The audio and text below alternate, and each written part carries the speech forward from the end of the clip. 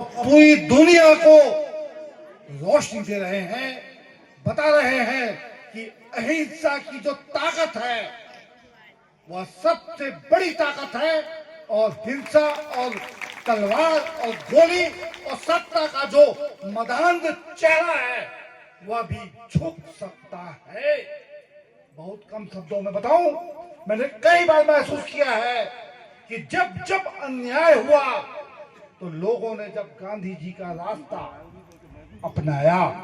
एक बार कोलबा में मैंने देखा कुछ लोगों के साथ अन्याय हुआ था और एक साथ तीन जगह तीन चेहरे अलग अलग निकल पड़े अहिंसा के रास्ते पर, कहीं कटघोरा में, कहीं पाली में, कहीं कहीं दूर। वो गांधी जी को नमन करते हुए बैठ गए आमरण अनशन पर और सत्ता और सरकार को अंततः झुकना पड़ा और उन्हें न्याय देना पड़ा। यह गांधी जी की ताकत मैंने कई कई बार महसूस किया है।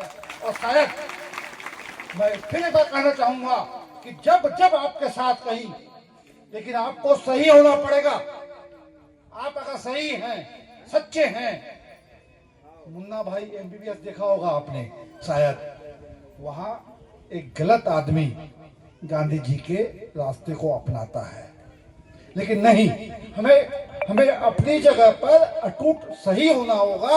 और गांधी जी को रास्ते को अगर हम अपनाएं तो सारी सत्ताएं झुक जाती हैं। यह गांधी जी ने भी दिखाया था दक्षिण अफ्रीका में लगभग 125 साल पहले।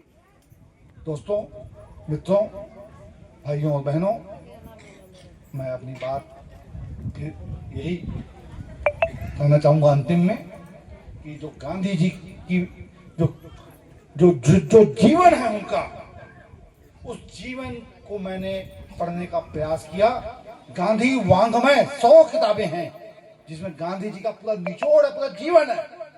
उसी में से हाथ से प्रसंग निकाल करके मैंने एक किताब बनाई जिसका विमोचन आज आदरणीय राजगोपाल जी के कमलों से हुआ। मैं धन्य हो गया। और अंतिम में दोस्तों, मैं इसी कोलबा भूमि में पैदा हुआ और मैंने जो भू विस्थापितों का दर्द देखा है, कुसमुंडा के, गेवरा के, बरपाली के, दीपका के, उस दर्द को मैंने एक किताब के रूप में लिखने का प्रयास किया। और वो वही बातें हैं, बड़ी आश्चर्य की बात है कि जो दर्द हम लोगों ने देखा, महसूस किया, वो दर्द अब आपके ऊपर भी मंडरा रहा है। अगरचे आप लोग नहीं जागेंगे, नहीं एक होंगे, तो फिर वो अन्याय और दर्द आप लोगों को भी झेलना पड़ेगा। मैं बापू को नमन करता हूं। धन्यवाद। बहुत बहुत धन्यवाद आदरणीय रोहरा जी। आपका लिखने का शैली, आपका बताने का शैली और वंचित समाज के लिए आपने निरंतर संघर्ष करते रहे। जोर से ताली बजा के उनको धन्यवाद।